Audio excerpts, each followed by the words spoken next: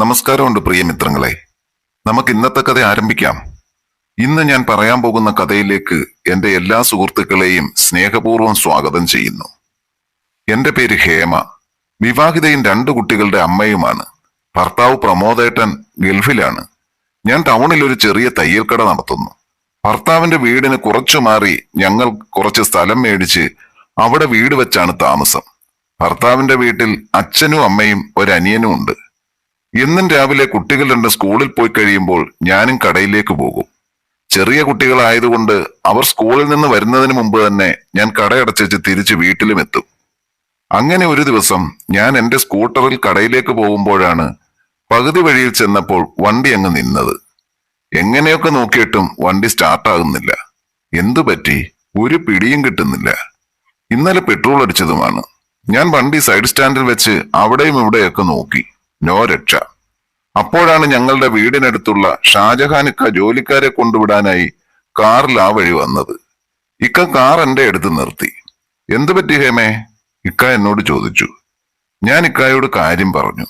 ഇക്ക കാറിൽ നിന്നിറങ്ങി വന്ന് വണ്ടി സ്റ്റാർട്ട് ചെയ്ത് നോക്കി. കാറിൽ 3-4 ബംഗാളി പയ്യന്മാർ ഇരിപ്പുണ്ട്. ഷാജഹാനിക്ക കോൺട്രാക്ടറാണ്. പണിക്കാരെ സൈറ്റിൽ കൊണ്ടുപോയി വിടാൻ പോവുകയാണ്. ഇക്ക വീണ്ടും വീണ്ടും വണ്ടി കിക്ക് ചെയ്ത് നോക്കിയിട്ടും വണ്ടി സ്റ്റാർട്ടാകുന്നില്ല. ഇതിന്റെ പ്ലഗോ വല്ലതും കംപ്ലൈന്റ് ആയിരിക്കും. ബൈക്കായിരുന്നെങ്കിൽ നമുക്ക് നോക്കാമായിരുന്നു. ഇതിപ്പോ ഇതിന്റെ ബോഡി എല്ലാം അഴിക്കണം. ഇനിയിപ്പോ എന്തോ ചെയ്യൂക്ക?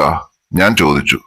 പേടിക്കണ്ട, അവിടെ വർക്ക്ഷോപ്പ് നടത്തുന്ന ഗിരീഷിന്റെ നമ്പർ ഇതിലുണ്ടോന്ന് നോക്കട്ടെ. അതും പറഞ്ഞ് ഇക്ക മൊബൈൽ എടുത്ത് നമ്പർ തപ്പിയെടുത്തു. ഗിരീഷിന്റെ അടുത്ത് കാര്യം വിളിച്ചു പറഞ്ഞു. വണ്ടി ഇരിക്കുന്ന സ്ഥലവും ഗിരീഷിനോട് പറഞ്ഞു കൊടുത്തു. എന്നിട്ട് ഇക്ക എന്നോട് പറഞ്ഞു, പിന്നെ ഗിരീഷ് അരമണിക്കൂറിനകം വരും ഹേമേ. എനിക്ക് ഇവരെ കൊണ്ടുവിടണം, അല്ലെങ്കിൽ ഹേമയ്ക്ക് ഒരു കൂട്ടായിട്ട് ഞാൻ നിന്നേനെ. ഇക്ക ചിരിച്ചുകൊണ്ട് പറഞ്ഞു. ഞാനും ചിരിച്ചു. എന്തെങ്കിലും ഉണ്ടെങ്കിൽ ഹേമ എന്നെ വിളിക്കേ. അതും പറഞ്ഞ് ഇക്ക കാർ സ്റ്റാർട്ട് ചെയ്ത് പോയി.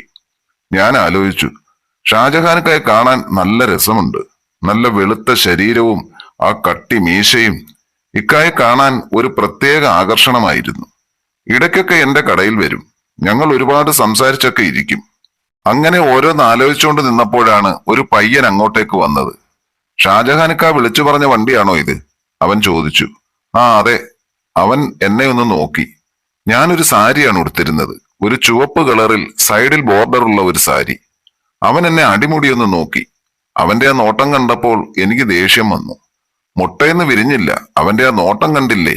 ഞാൻ ഓർത്തു. അവൻ വണ്ടിയുടെ സൈഡ് കവർ അഴിച്ച് ഓരോന്ന് നോക്കാൻ തുടങ്ങി. ഇടയ്ക്കിടയ്ക്ക് എന്നെ നോക്കി ഒന്ന് പുഞ്ചിരിക്കും.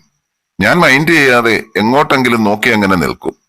കുറച്ചു നേരത്തിന് ശേഷം അവൻ എന്റെ വണ്ടി ശരിയാക്കി തന്നു. ഞാൻ ചോദിച്ചു, എത്ര രൂപയായി? അവൻ പറഞ്ഞു, ചേച്ചി, പ്ലഗിന്റെ കംപ്ലൈന്റ് ആയിരുന്നു. ഞാനൊരു പുതിയ പ്ലഗ് ഇട്ടു. പിന്നെ പെട്രോൾ ഇറങ്ങുന്ന ട്യൂബും മാറി. അങ്ങനെ അവൻ എല്ലാം കൂടി കൂട്ടി ഒരു തുക പറഞ്ഞു. ഞാൻ ബാഗ് തുറന്ന് പൈസ എടുത്തു കൊടുത്തു. പോകാനായി തുടങ്ങിയപ്പോൾ ആ കൊച്ചു പയ്യൻ എന്നെ നോക്കി വെള്ളമിറക്കുന്നത് ഞാൻ കണ്ടു. ആ, അവന്റെ കൗമാരപ്രായമല്ലേ. അവന് ശകലം സുഖം കിട്ടുന്നെങ്കിൽ കിട്ടട്ടെ. ഞാൻ പതിയെ വണ്ടിയെടുത്ത് ഓടിച്ചുപോയി. അങ്ങനെ ഞാൻ കടയിലിരിക്കുമ്പോഴാണ് കടയുടെ മുമ്പിൽ ഒരു കാർ വന്ന് നിന്നത്. ഷാജഹാനിക്കായാണ്. എന്തോ ആയി ഹേമേ? വണ്ടി ശരിയായോ? പിന്നെ ദോണ്ടിരിക്കുന്നു. ഞാൻ വണ്ടി ചൂണ്ടിക്കാണിച്ചു പറഞ്ഞു. ഇക്ക വണ്ടിയിൽ നോക്കി. എന്നിട്ട് എന്നോട് പറഞ്ഞു, ഞാൻ ആ വഴി വന്നില്ലായിരുന്നെങ്കിൽ ഹേമ എന്തോ ചെയ്തേനെ? ഇവിടം വരെ തെള്ളി ഉരുട്ടിക്കൊണ്ട് വന്നേനെയല്ലോ. ഞാൻ ചിരിച്ചു. അവൻ പൈസ കൂടുതൽ വല്ലതും വാങ്ങിയോ? എന്റെ ഇക്ക പൈസ അല്ല പ്രശ്നം. അവൻ എത്ര പൈസ കാണും? അവന്റെ ആ നോട്ടം! ഓ, ഞാൻ ദഹിച്ചുപോയി. പെണ്ണുങ്ങളെ കണ്ടിട്ടില്ലാത്തതുപോലെ. ഇക്ക ചിരിച്ചു. എന്നിട്ട് പറഞ്ഞു, ഹേമേ, അവൻ ആള് കുരുടനാണെങ്കിലും അവൻ പൊടിപ്പയ്യനൊന്നുമല്ല. അവന് 10-23 വയസ്സുള്ള ചെറുക്കനാ. പിന്നെ ഹേമയെ കണ്ടാൽ ആരാണ് നോക്കാത്തത്? അത്രയ്ക്ക് ഗ്ലാമറല്ലേ ഹേമയ്ക്ക്? ഒന്ന് പോയിക്ക അവിടുന്ന്, ഹേമ നാണിച്ചുകൊണ്ട് പറഞ്ഞു. അങ്ങനെ പറഞ്ഞെങ്കിലും ഷാജഹാനിക്കാരുടെ ആ പറച്ചിൽ കേട്ടപ്പോൾ ഹേമയ്ക്ക് എവിടെ നിന്നെല്ലാമോ ഒരു തരിപ്പ് അനുഭവപ്പെട്ടു. അവൾ അവനെ നോക്കി ചിരിച്ചു. ആ, ഈ ചിരിയാണ് ഹേമയെ കൂടുതൽ സുന്ദരിയാക്കുന്നത്. അതും കൂടി കേട്ടപ്പോൾ ഹേമയ്ക്ക് അതിയായ സന്തോഷമായി. ഞാൻ ഇക്കായെ ഒന്ന് നോക്കി. ഇക്കായും മോശമൊന്നുമല്ല കേട്ടോ. ഇക്കായെ കണ്ടാലും നല്ല ഗ്ലാമറാണല്ലോ, ചില സിനിമാ നടനെ പോലെ. അത് കേട്ട് ഷാജഹാനിക്ക ചിരിച്ചു. എന്റെ ഹേമയെ എന്റെ മൂത്ത മോളെ കെട്ടിച്ചു വിട്ട് അവൾക്ക് 2 പിള്ളാരുമായി. അപ്പോഴാണോ സിനിമാ നടൻ? ഒന്ന് പോകച്ചേ ഇവിടുന്ന്. അത് കേട്ട് ഞാൻ ചിരിച്ചു. പക്ഷേ സത്യമായിക്കാ ഞാൻ പറഞ്ഞത്. ഇക്കായെ കണ്ടാൽ അത്രയൊന്നും പ്രായം പറയത്തില്ല. അതൊക്കെ നമ്മുടെ ദിനചര്യകൾ കൊണ്ടാ. വെളുപ്പിനെ എഴുന്നേൽക്കും, കുറച്ച് നടക്കും, അങ്ങനെ ശരീരം നോക്കുന്നത് കൊണ്ടാ ഹേമേ. പിന്നെ വൃത്തിയും വെടുപ്പും അതെനിക്ക് മസ്റ്റാ. ഷാജഹാനിക്ക പറഞ്ഞു. എനിക്കും അതൊക്കെ ഇഷ്ടമായിക്ക. മനുഷ്യനായാൽ വൃത്തിയായി നടക്കണം. എനിക്കും അങ്ങനെയൊക്കെ നടക്കാനാ ഇഷ്ടം. അങ്ങനെ ഇക്കായുമായിട്ട് കുറെ നേരം സംസാരിച്ചിരുന്നു. വൈകുന്നേരം കടയടച്ചേച്ച് വീട്ടിൽ വന്നു. തുണിയെല്ലാം വാരി വീടിന് പടിഞ്ഞാറ് വശമുള്ള കുളത്തിൽ നനച്ചുകൊണ്ട് നിൽക്കുകയാണ്. അപ്പോഴാണ് വീടിന്റെ മുറ്റത്ത് നിന്ന് ആരോ വിളിക്കുന്നതായി തോന്നിയത്. വീടിന് തെക്കുവശത്തൊരു വീടുണ്ട്. അവിടെ ഒരു പ്രായമായ അച്ഛനും അമ്മയുമാണ് താമസം. പെൺമക്കളെയെല്ലാം കെട്ടിച്ചയച്ചു. ഒരു ആൺചെറുക്കനുണ്ട്, അവൻ ഗൾഫിലാണ്. എന്തെങ്കിലും സഹായത്തിന് എന്നെയാണ് വിളിക്കുന്നത്. ആരുമില്ലേ ഇവിടെ? മുറ്റത്ത് നിന്ന് ആരോ വിളിക്കുന്നു. പെട്ടെന്ന് ഞാൻ കുളത്തിന്റെ മുകളിൽ കയറി നോക്കി. ഷാജഹാനിക്കായാണ്. ഞാൻ അങ്ങോട്ടേക്ക് നടന്നു ചെന്നു. എന്താക്കാ, കട നേരത്തെ അടച്ചോ? അല്ലിക്ക, എനിക്ക് കുറച്ച് തുണി എടുക്കാൻ ചേർത്തല വരെ പോകണം. അതുകൊണ്ട് ഞാൻ കട നേരത്തെ അങ്ങ് അടച്ചു. എന്താക്കാ പ്രശ്നം? പ്രശ്നമൊന്നുമില്ല. എന്റെ കുറച്ച് പണിസാധനം ഈ മുറ്റത്ത് വെച്ചേക്കട്ടെ എന്ന് ചോദിക്കാനാണ്. അതിനെന്താക്കാ, അവിടെ വെച്ചേരെ. എന്റെ സ്കൂട്ടർ എടുക്കാൻ വഴിയിട്ടേക്കണേ. ഓ, അത് കുഴപ്പമില്ല. അതിന് തെക്കുവശത്തായിട്ടാണ് വെക്കുന്നത്. ശരിക്കാ. ഞാനൊരു നൈറ്റി ആയിരുന്നു ഇട്ടിരുന്നത്. ഞാൻ കുളത്തിൽ അലക്കിക്കൊണ്ട് നിന്നതുകൊണ്ട് ഫ്രണ്ടിൽ അല്പം പൊക്കി കുത്തിയിരുന്നു. എന്റെ മുട്ടിന് താഴെ വരെ കാണാം. ഇന്ന് പണിയില്ലായിരുന്നു ഇക്ക. ഉണ്ട്, ഞാൻ പണിക്കാരെ സൈറ്റിൽ കൊണ്ട് വിട്ടിട്ട് വന്നതാണ്, ഇക്ക പറഞ്ഞു. എന്നിട്ട് ഇക്ക എന്നെ അടിമുടിയൊന്ന് നോക്കി ചിരിച്ചിട്ട് പോയി. പിറ്റേന്ന് രാവിലെ ഇക്ക കൊണ്ടുവച്ച സാധനങ്ങൾ കുറച്ച് ബംഗാളികളുമായിട്ട് വന്ന് എല്ലാം എടുത്തുകൊണ്ട് പോവുകയാണ്. എന്താ ഇക്ക, എല്ലാം എടുത്തുകൊണ്ട് പോവുകയാണോ? ഞാൻ ചോദിച്ചു. ആ, ഒരിടത്തേ പൊക്ക വിടാൻ കുറച്ച് പലക വേണം, അതെടുക്കാൻ വേണ്ടി വന്നതാ. അങ്ങനെ ഇക്ക പോയി. അന്ന് വൈകിട്ടും കടയടച്ചേച്ച് വന്ന് തുണി കഴുകിക്കൊണ്ട് നിൽക്കുന്ന സമയം ആരോ വിളിക്കുന്നത് കേട്ടു. നോക്കിയപ്പോൾ ഇക്കായാണ്. ഇക്ക കുളത്തിനടുത്തേക്ക് നടന്നു വന്നു. ഈ കൊച്ചിന് എപ്പോഴും അലക്ക് മാത്രമേ ഉള്ളോ? അതാത് ദിവസത്തെ കഴുകിയാൽ പിന്നെ കിടന്ന് കുന്നുകൂടില്ലല്ലോ ഇക്ക, ഞാൻ പറഞ്ഞു. ആ, അത് ശരിയാ.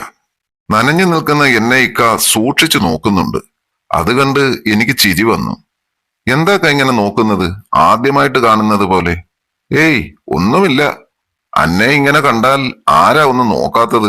പിന്നെ ഹേമയെ ആരെങ്കിലും ഇങ്ങനെ കണ്ടാൽ എന്തെങ്കിലും പിടിച്ചങ്ങ് ചെയ്യും. എന്നിട്ട് ഇക്ക എന്താ ഒന്നും ചെയ്യാത്തത്? ഞാൻ ചിരിച്ചുകൊണ്ട് ചോദിച്ചു. ഓ, ഞാൻ വേണ്ടെന്ന് വെച്ചിട്ടാ, ഇക്ക ചിരിച്ചുകൊണ്ട് പറഞ്ഞു. ഇക്കായ്ക്ക് നീന്തൽ അറിയാമോ? പിന്നെ അറിയാമോന്നോ? എന്നാൽ ഒരു കാര്യം ചെയ്. ഇപ്പോൾ ഇവിടെങ്ങും ആരുമില്ല. ഇക്ക ഈ കുളത്തിന്റെ അക്കരെ വരെ നീന്തിപ്പോയി തിരിച്ചു വരാമോ? ശരി, അങ്ങനെ ചെയ്താൽ എനിക്ക് എന്ത് തരും ഹേമ? ഇക്കയ്ക്ക് ബിരിയാണി വെച്ച് തരാം, ഞാൻ ചിരിച്ചുകൊണ്ട് പറഞ്ഞു. ഇക്ക കുളത്തിന്റെ സ്റ്റെപ്പിലേക്ക് ഇറങ്ങി എന്റെ അടുത്തേക്ക് നീങ്ങി നിന്നു. ഇക്കയ്ക്ക് പേടി തോന്നുന്നുണ്ടോ? ഞാൻ ചോദിച്ചു. ഹേയ്, എനിക്ക് പേടിയോ? ഇക്ക മൊബൈലും വാച്ചും എന്നെ ഏൽപ്പിച്ച് കുളത്തിലേക്ക് എടുത്തു ചാടി അക്കരയ്ക്ക് നീന്താൻ ആരംഭിച്ചു. കുളത്തിന്റെ പകുതി എത്തിയിട്ട് തിരിച്ചു നീന്താൻ തുടങ്ങി. എന്റെ അടുത്ത് എത്തുന്നതിന് മുൻപ് തന്നെ ഇക്ക വെള്ളത്തിനടിയിലേക്ക് മുങ്ങി താഴാൻ തുടങ്ങി. എനിക്ക് അപകടം മണത്തു. ഞാൻ പെട്ടെന്ന് ചാടി നീന്തി ഷർട്ടിന്റെ കോളറിൽ പിടിച്ചു പൊക്കി. ഇക്ക വെള്ളത്തിൽ നിന്ന് പൊങ്ങി വന്ന് എന്റെ തോളിൽ കയറി പിടിച്ചു. ഞാൻ ഇക്കായം കൊണ്ട് പതുക്കെ നീന്തി കരയിലെത്തി. ഞാൻ കുളത്തിൽ നിന്നുകൊണ്ട് തള്ളി ഇക്കായെ കരയിലേക്ക് ഇരുത്തി. ഇക്കായുടെ ലെങ്സിലൊക്കെ വെള്ളം കയറി ചുമയ്ക്കുന്നുണ്ട്. പതിയെ കണ്ണു തുറന്ന് എന്നെ നോക്കി ഇക്ക. ഞാൻ ഇക്കായെ നോക്കി ചിരിച്ചു. ഓ, ഒത്തിരി നാളായി നീന്തിയിട്ട്, അതുകൊണ്ടാ, ഇക്ക വിക്കി വിക്കി പറഞ്ഞു. ഞാൻ പേടിച്ചു പോയിക്ക. മൊത്തം നനഞ്ഞു നിന്ന എന്നെ ഒന്ന് നോക്കി ഇക്ക. ഇക്ക, എങ്ങനെ പോകും? മൊത്തം നനഞ്ഞല്ലോ. ഒരു കാര്യം ചെയ്, ഞാൻ വീട്ടിൽ പോയി ഒരു മുണ്ടെടുത്തോണ്ട് വരാം. അങ്ങനെ ഞാൻ പോയി ഒരു മുണ്ടെടുത്ത് ഇക്കായ്ക്ക് കൊണ്ടു കൊടുത്തു. ഞങ്ങൾ രണ്ടുപേരും കരയ്ക്ക് കയറി വീട്ടിലെത്തി. ബായ്ക്ക, എന്തെങ്കിലും കഴിച്ചിട്ട് പോകാം, ആകെ ക്ഷീണിച്ചില്ലേ? ഇക്ക അകത്തേക്ക് കയറി വന്ന് ഡൈനിങ് ടേബിളിൽ ഇരുന്നു. ഞാൻ ഭക്ഷണം വിളമ്പി. ഇക്ക എന്നെ നോക്കി പറഞ്ഞു, ബാ, നമുക്ക് ഒന്നിച്ചിരുന്ന് കഴിക്കാം. അങ്ങനെ ഭക്ഷണമെല്ലാം കഴിച്ച ശേഷം ഇക്ക കൈ കഴുകി ഹാളിൽ ചെന്നിരുന്നു. പാവം, തണുത്തു വിറയ്ക്കുന്നുണ്ടായിരുന്നു. എന്താ ഇക്ക വിറയ്ക്കുന്നത്? ഞാൻ ചോദിച്ചു. ഹോ, വെള്ളത്തിൽ കുറച്ച് കിടന്നതല്ലേ, അതിന്റെയാ. ഞാൻ തണുപ്പ് മാറ്റി തരണോ? ഇക്ക തലപൊക്കി ആർത്തിയോട് എന്നെ ഒന്ന് നോക്കി. പിന്നെന്തുണ്ടായെന്ന് പറയണ്ടല്ലോ. അങ്ങനെ ഞങ്ങൾ ശരിക്കും ആസ്വദിച്ചെന്ന് തന്നെ പറയാം.